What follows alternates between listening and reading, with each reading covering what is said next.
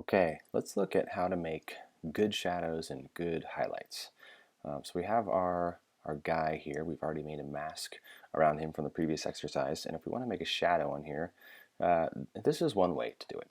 There are multiple ways to do this, but this is one way.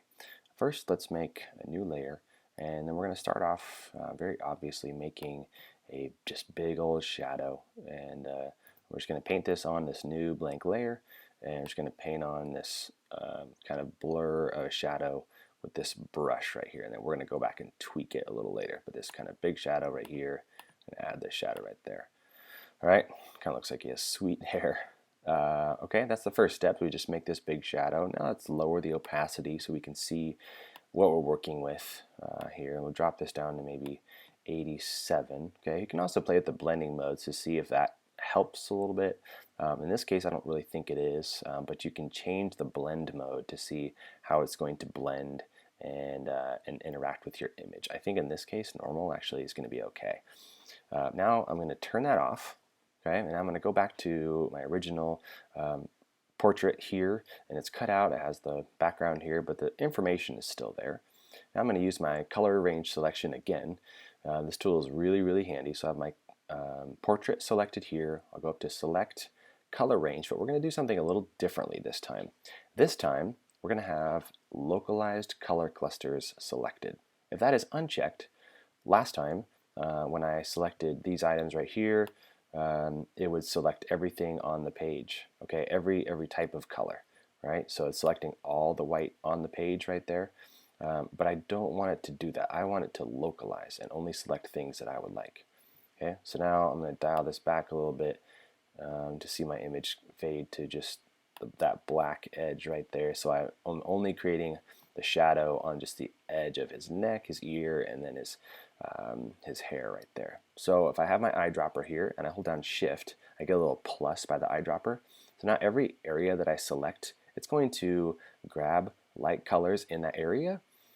Okay, so if I'm grabbing the blue and the white over here, you can see this is creating a nice strong edge right here. Get a little bit into his cheek, but look at that edge. That's really nice. I can even bring that up or smooth that down just to make sure the edge is really a hard edge, so it's the shadow is only going to be on this face. All right, I'll select OK, and I'm going to press Command H to turn off the dancing ants just so I don't have to see them. It's hard for me to edit when I see those, so I can turn them back on with Command H, turn them on. Don't forget those are there. Now I'm going to turn back on this layer right here and then create a mask and then invert that mask with Command I. And there I have the beginnings of a nice shadow kind of on this guy's face. I'm just simulating this in Photoshop. There probably was light here and light on his the back of his head right here, but I'm creating a shadow. And now with that mask, this is just like any other mask. I can get a brush and I can take away some of that shadow if I would like. I can knock down the opacity and just kind of bring back. I'm almost adding light now to this, but I'm creating a realistic shadow. I'm just darkening up his hair right here so it looks like the light is strongly coming from this area right here. And if I want to add that shadow back, just press X or this little toggle button right here, and I can add that shadow back because I'm just masking all this and I'm just bringing back this kind of shadow layer that we just quickly put in there. I have this at 85. You can also change the opacity to lighten up the shadow if you just want a little bit of a shadow, or darken up his hair. I can bring it back. I can make it really harsh. Okay, it's probably too harsh, not believable.